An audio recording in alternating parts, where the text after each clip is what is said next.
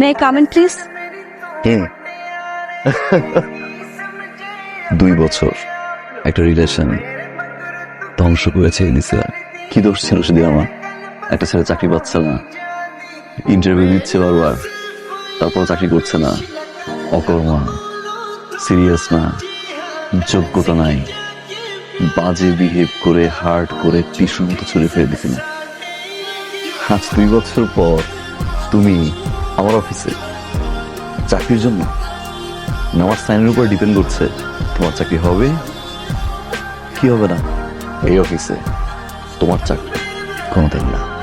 ও yes yes yes yes একটা একটা একটা একটা পোস্ট খালি আছে, যে ক্লিনার একটা পোস্ট খালি, 8,000 টাকা স্যালারি, 2টা বোনাসই দেয়।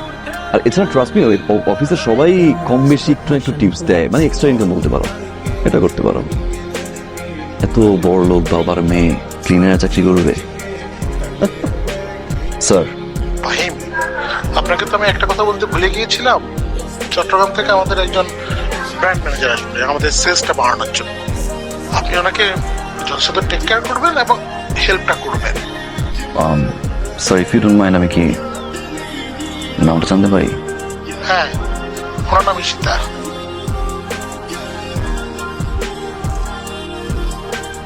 এই অফিসে কাজ করার মতো কোনো যোগ্যতা আমার নেই। ও হ্যাঁ, একটা পোস্টে কাজ করার যোগ্যতা আছে। কি জানিস এটা?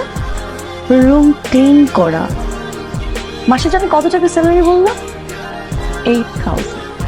ও এক্সট্রা আবার বোনাস আছে। কেউ যদি খুশি হয় তখন আবার টিপসও দেব। So sad. যোগ্যতা তোমার আগেও ছিল না, এখন